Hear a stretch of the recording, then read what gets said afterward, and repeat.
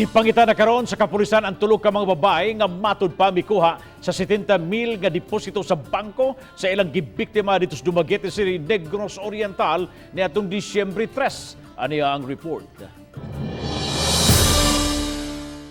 Sa CCTV footage nga gipagawa sa Dumaguete City Police, makita ang biktima nga nag-withdraw sa ATM sa gawa sa usa ka mall. Makita sab ang mga suspek sa iyang likod nga sa pagtuo sa biktima mag-withdraw sa kwarta.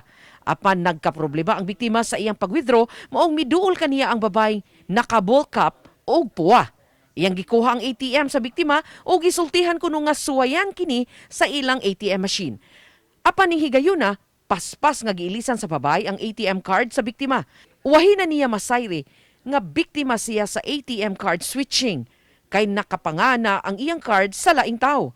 Ang nakapait pagyud kay gikuha na sa mga suspek ang iyang deposito nga moabot sa 70,000 pesos. Matod sa pulis, posibleng nakuha sa babae ang iyang PIN number dihang niduol kini sa biktima. Maong pahinumdom sa kapulisan sa katawhan nga tabunan sa ilang kamot kung magpindot sa ilang PIN sa ATM labi na kung naay nakalinya sa likod. Kung dunay masugatan nga problema sa gwardiya magpatabang og dili gyud pagunitan sa ubang tao ang inyong ATM card. Giimbestigahan pa sa kapulisan kinsa kining mga babayhana ug kung miyembro ba sila sa sindikato. Uban ni Rod Prado og Clans Gabutin, Chel Valiana, Balitang Bisdak.